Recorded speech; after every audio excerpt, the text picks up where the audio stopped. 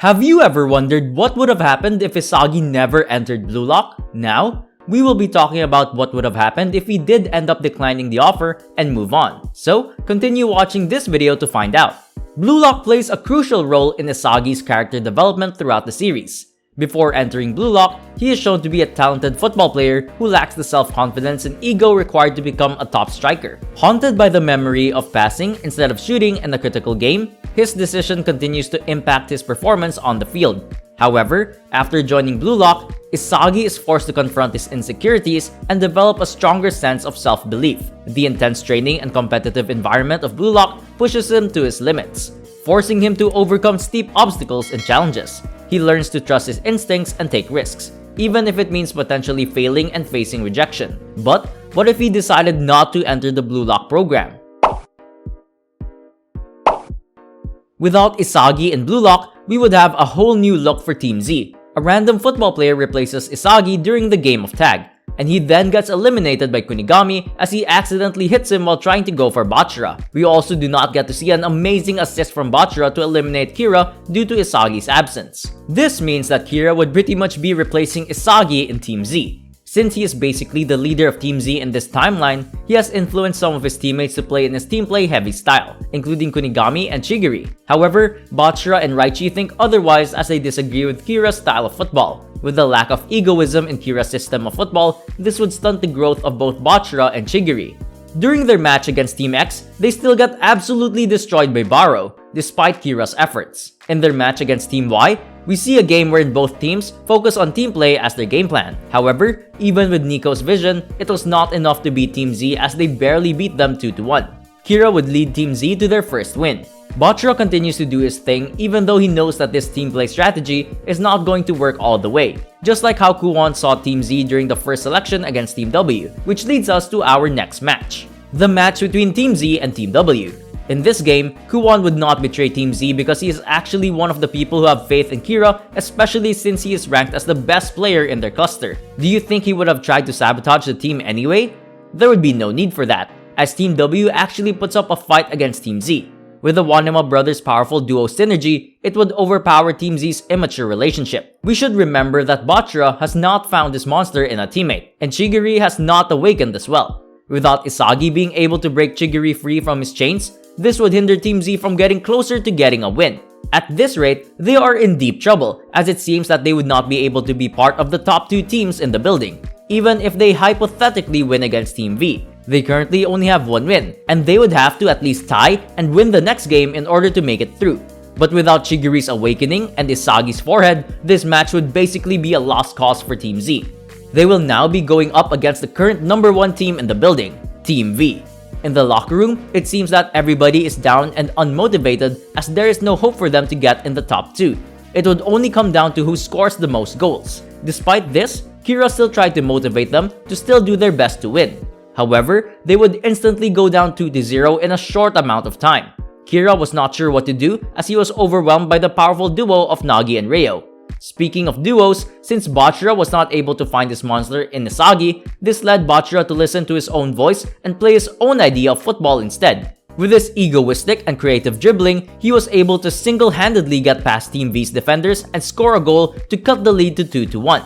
After seeing this goal, Kira continued to try to win as well since he was actually tied with Bachira when it comes to the number of goals on their team. As of the current moment, they are tied with 2 goals each. So this would mean that Kira would want to get more since only one of them would get chosen whether they win or lose. However, Bachira eventually gets another goal, but gets overshadowed by an instant pass by Ryo to Nagi to score the winning goal. The top 2 teams at the end of the first selection would be Team V and Team W, as Team V finally goes undefeated this time. The 3 cleared players from the losing teams are Baro, Nico, and Bachira. This would indicate that the rest of Team Z are out.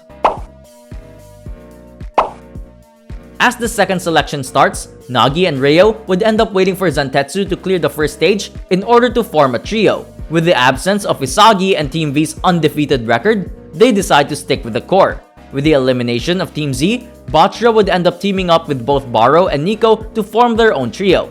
They would not be able to run into Itoshi Rin and the rest of the top 3 in this timeline since it took some time for the 3 of them to form as a team after the Blue Lock Man challenge. Instead, they would be going up against the Team V trio. Despite their efforts, they lose once again to the undefeated Team V trio.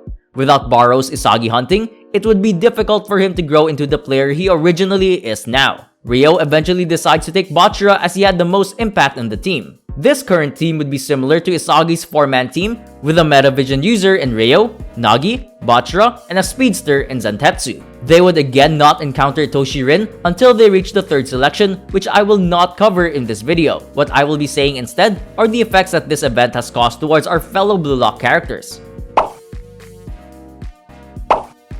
Isagi's role as a catalyst for change is undeniable in Blue Lock, as he has played a crucial part in the development of Bachira, Barrow, Nagi, Rin, Chigiri, and Ryo.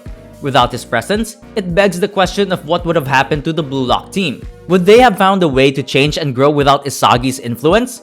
I don't think so. Personally, I think they would have remained stagnant and failed to achieve their goals without Isagi's involvement. And if he wasn't in Blue Lock at all, he wouldn't be able to help them flourish. The impact of Isagi's absence in Blue Lock cannot be underestimated. While some characters like Shido, Otoya, and Karasu may not have been directly impacted by his presence, many of the other characters in the show underwent significant transformations because of Isagi. If he had never been a part of the Blue Lock program, the overall strength of the team would have been much weaker. For example, Bachira would not have been able to develop his unique ego dribbling without Isagi's influence. Isagi also played a critical role in helping Barrow heighten his level of play and develop his Isagi hunting style. It's possible that Barrow could have developed this style through encountering Rin if they had met late in the 2nd selection, or maybe even in the 3rd selection, but it's unlikely that it would have been as effective without Isagi's unique presence and approach. Similarly, Rin's growth and development were significantly enhanced by Isagi's presence.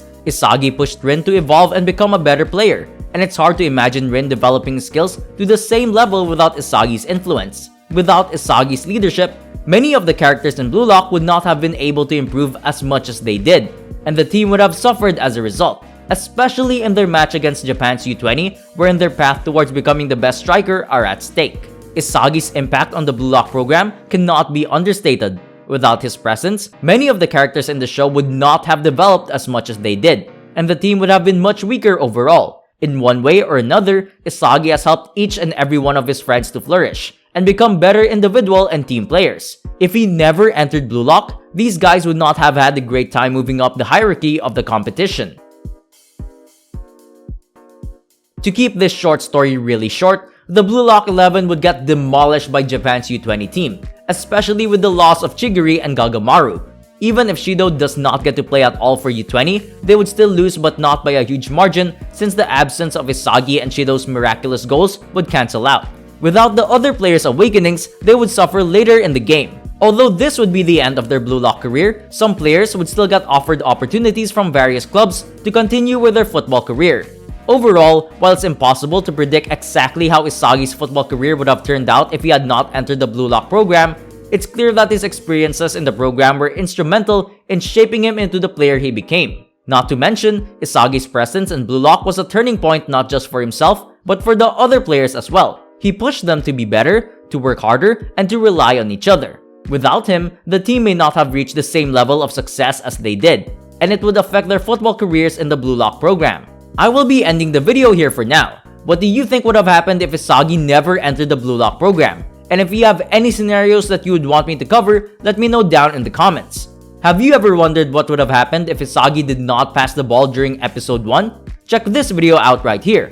Don't forget to like and subscribe for more content just like this. Thank you for watching.